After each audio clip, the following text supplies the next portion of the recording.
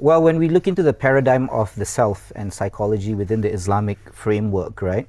Unlike the conventional psychology, usually we're kind of reduced to creatures of cognition, right? We're creatures of emotions, but we're also creatures of biology and chemistry, right? We have all those components that create the self.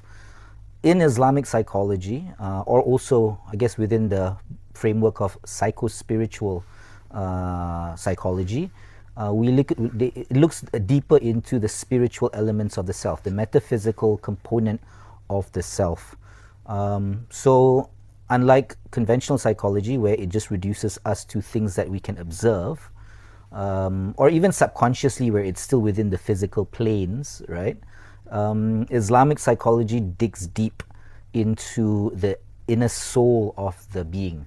So say for instance, if we have a problem, like a weeding problem, for instance, right? So you've got a weeding problem, and instead of just chopping off the branches or the leaves, right?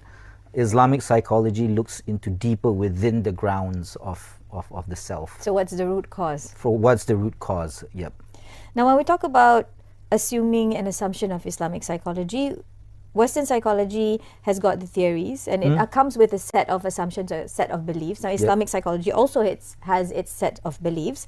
But how do we explain to people who assume that Islamic psychology is just Western psychology with Quranic verses? Yes. So this is where it's interesting, because what you're talking about here, there's a I guess a concept of Islamicization of knowledge, and it can be considered, like, you can look at it in two perspectives: bottom up or top down.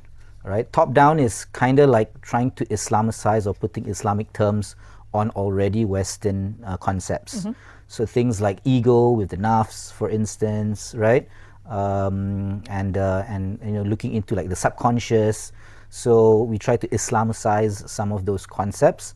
Whereas another way to look at it is bottom up, meaning that there are huge numbers of knowledge, a huge body of knowledge about the self that has existed through the Islamic paradigm, right? And this is not something that has just been grasped or understood in the last 100 years or 200 years.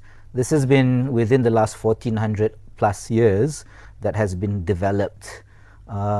So the Islamic psychology doesn't necessarily negate Western psychology. In fact, a lot of the principles in conventional psychology has also been derived from the Islamic world.